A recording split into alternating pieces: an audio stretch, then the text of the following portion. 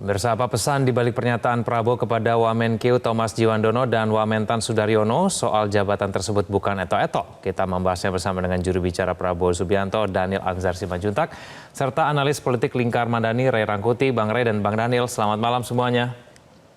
Selamat malam. Assalamualaikum Mas Gagan.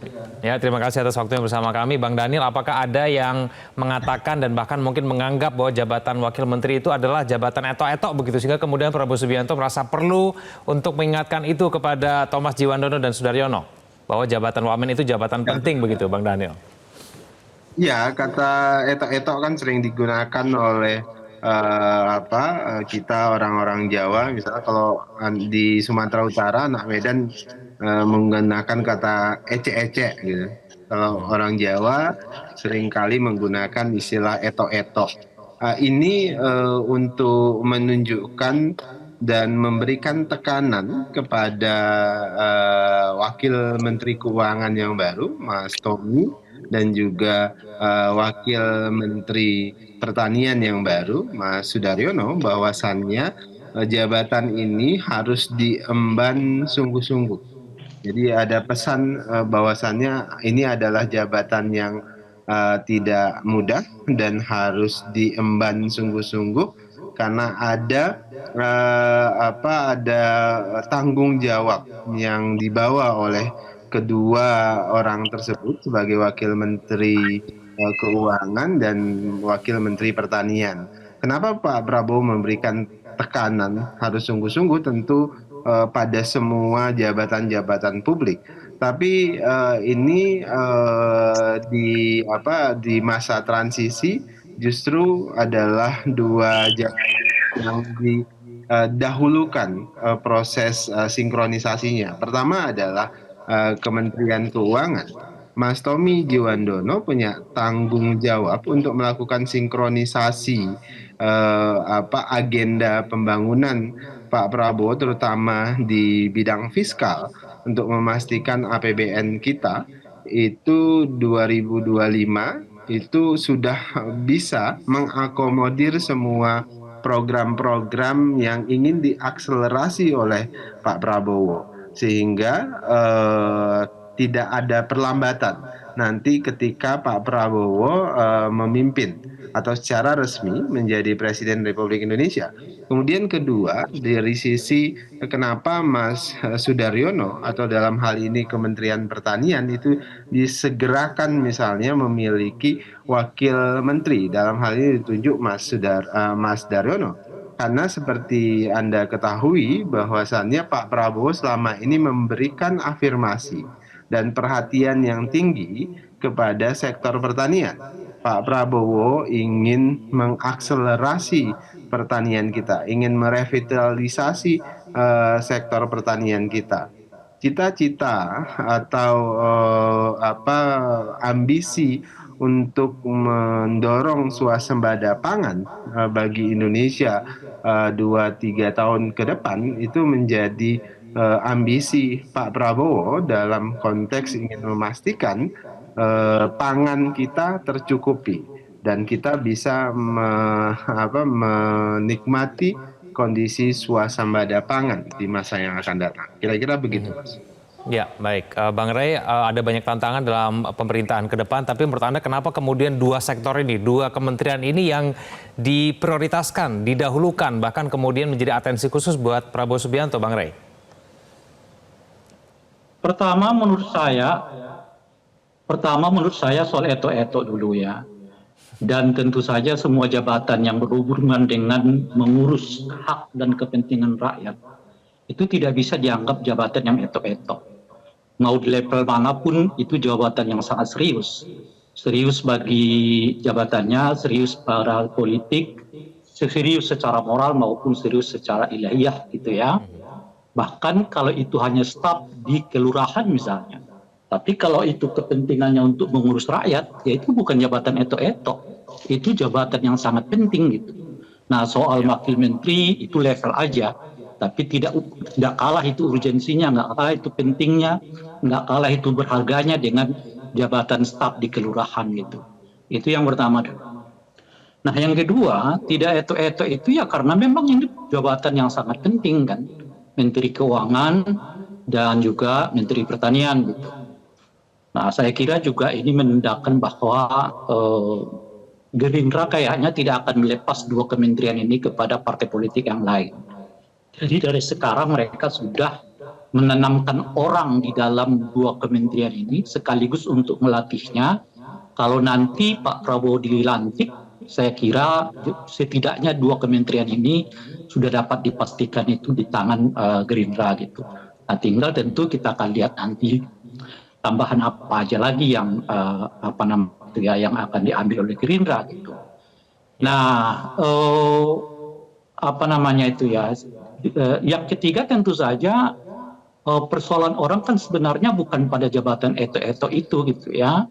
Karena saya tahu yang saya dengar selama ini bukanlah persoalan eto-etonya gitu, tapi persoalan apakah ini menandakan bahwa Pak Jokowi sudah mulai tanda kutip ya di bawah pengaruh Pak Prabowo gitu, sehingga untuk jabatan ini pun kemudian akhirnya Pak Jokowi melakukan apa istilahnya itu ya, pengangkatan ya, entah itu bentuknya pengangkatan karena jabatan baru atau pengangkatan karena menggantikan orang lain gitu, tetapi menandakan kepada kita adanya pengaruh yang mulai berganti dari pengaruh Pak Jokowi sebagai presiden menjadi pengaruh Pak Prabowo di masa yang akan datang gitu. Bang Rey, tapi penunjukan dari dua wakil menteri di momen pada saat ini kira-kira memberikan manfaat apa begitu untuk pemerintahan ke depan? Kalau bagi pemerintahan ke depan itu ya manfaatnya kan seperti yang disebutkan tadi. Mereka mau menyatakan supaya transisinya lebih mudah. Sementara orang-orangnya yang terlatih sudah masuk gitu. Kalau memang misalnya begitu maksudnya, mestinya beberapa posko yang lain juga sudah digantikan oleh orang-orang Pak Prabowo. Apakah itu dari Gerindra atau dari mana-mana gitu ya. Karena kan Menteri Keuangan itu kan cuma salah satu menteri yang dianggap paling strategis kan. Tapi kan ada Menteri Perdagangan, ya kan, ada Menteri apa namanya pedesaan gitu. Nah, ada Menteri Hukum dan HAM gitu. Nah, jadi kalau sebetulnya mau melihat proses transisi yang seperti yang diinginkan oleh Pak Prabowo, ya dalam konteks untuk regenerasi itu tadi misalnya memperlancar proses transisi itu, ya mestinya posisi-posisi yang kita sebutkan itu menjadi ya setidaknya dalam bayangan saya juga mulai dilakukan proses transisinya gitu. Nah, cuma kan menariknya cuma di dua jabatan ini gitu. Artinya mungkin pada tingkat tertentu Pak Prabowo sendiri dengan lingkaran apa namanya koalisinya juga belum tentu sepenuhnya selesai gitu loh. Tapi untuk urusan Menteri Keuangan dan untuk Menteri Pertanian kayaknya Pak Prabowo tidak mau mendialogkannya. Itu akan khusus menjadi apa namanya itu ya bagian dari Gerindra gitu. Oke, dua kementerian ini dirasa lebih prioritas dibandingkan dengan sektor lainnya, Bang Dhanil. Apakah memang ada tugas khusus begitu yang disampaikan oleh Prabowo Subianto kepada dua wakil menteri yang baru ini? Ya, seperti tadi saya jelaskan, Pak Prabowo sejak awal memberikan perhatian khusus tentu kepada sektor pertanian. Nah, sektor pertanian ini tadi seperti juga menjadi janji kampanye Pak Prabowo ingin mendorong swasembada pangan. Kita ingin menghadirkan Indonesia yang berkecukupan secara pangan dan kita terhindar dari potensi krisis pangan di masa yang akan datang karena memang tantangan utama ke depan itu adalah tantangan problematika pangan. Kemudian kedua, kenapa Kementerian Keuangan ini adalah induk dari proses kerja-kerja pemerintahan ke depan. Kita ingin memastikan kapasitas fiskal kita dan ruang fiskal kita itu cukup untuk bisa membiayai agenda-agenda pembangunan. Itu di satu sisi. Di sisi lain tentu Pak Prabowo menginginkan wakil menteri dalam hal ini Mas Tommy Jiwandono atau Thomas Jiwandono itu banyak mempelajari semua permasalahan yang ada di Kementerian Keuangan. Pak Prabowo selalu sampaikan perlunya kita meminimalisir bahkan menutup semua potensi kebocoran keuangan yang kemudian menyebabkan tingkat efisiensi dan efektivitas belanja negara itu tidak maksimal. Nah, oleh sebab itulah hal-hal inilah yang nanti dipelajari dan ditelusuri oleh wakil menteri yang baru, sehingga pada masa pemerintahan Pak Prabowo semuanya sudah belanja masalah yang cukup, kemudian kita bisa mengakselerasi semua solusi-solusi yang harus dan bisa dilakukan. Begitu, Mas Reza. Oke, apakah salah satu program prioritas itu termasuk makan bergizi gratis? Kita akan bahas itu saja. Pemirsa jangan kemana-mana, kami akan kembali. Kembali bersama kami di Prime Time News, kembali kepada Bang Ray. Bang Ray, ada beberapa program prioritas yang kemudian kita tahu sebagai program kerja, program yang harus segera dituntaskan oleh Presiden terpilih Prabowo Subianto, dan itu adalah kemudian salah satunya makan bergizi gratis. Apakah kemudian memang makan bergizi gratis dan maupun investasi ke EKN ini menjadi hal-hal yang terlihat betul dengan penunjukan ini bahwa memang ini persoalan-persoalan yang akan segera dituntaskan begitu nanti ke depannya bagi Presiden terpilih Prabowo Subianto? Bang Ray. Kalau makan gratis sih ya, tapi kalau IKN menurut saya belum tentu. Karena sejauh ini sih saya tidak terlalu melihat ada pandangan yang cukup kuat bahwa Pak Prabowo itu memiliki prioritas terhadap IKN gitu. Kalau makan gratis sih ya gitu. Nah, oleh karena itu kalau disebut penunjukan ini dalam konteks misalnya mengamankan agar program makan gratis itu, ya gitu. Tapi kalau soal IKN saya kira belum tentu. Saya tidak melihat gelagat yang cukup kuat dari Pak Prabowo untuk melanjutkan apa yang sudah dirintis oleh Pak Jokowi terkait dengan IKN. Karena sulit membagi keuangan kita dalam kondisi yang kayak begini, antara mendahulukan program IKN atau mendahulukan program makan siang gratis ini gitu. Nah, itu yang pertama ya. Nah, yang kedua adalah seperti yang saya sebutkan, saya ingin melihatnya dari aspek politik gitu. Karena yang strategis itu kan tidak hanya dua. Ya, strategis itu sebetulnya di kementerian ini setidaknya 5 atau 6. Menteri BUMN strategis banget tuh, gitu kan. Menteri perdagangan strategis banget tuh, gitu kan. Dan sebagainya gitu. Tapi kenapa cuma dua ini yang tanda kutip ya dieksekusi oleh Gerindra? Pertama, seperti yang saya sebutkan itu, dua kementerian ini kayaknya dua kementerian yang sudah pasti nggak akan dilepas oleh Gerindra gitu. Tetapi saat yang bersamaan, ketika masuk ke ke kementerian strategis lainnya, itu butuh negosiasi ternyata dulu Pak Prabowo dengan partai-partai politik yang lain. Menteri Perdagangan kan sekarang misalnya masih Pak Zulkifli Hasan gitu ya. Menteri gitu, kecuali Menteri BUMN gitu. Pak Erick Thohir, tapi orang dekatnya Pak Jokowi gitu ya. Jadi pada tingkat tertentu sebetulnya memperlihatkan kepada kita apakah kemampuan daya tawar Gerindra itu hanya sampai kepada dua kementerian ini, alias mungkin ke depan Gerindra kayaknya mendapatkan 2 kursi saja atau membatasi dirinya pada 2 kursi saja, atau paling hebat mungkin mereka tak dapat dua kursi yang lain, tapi 2 kursi yang lain itu bukanlah kementerian yang bersifat strategis gitu.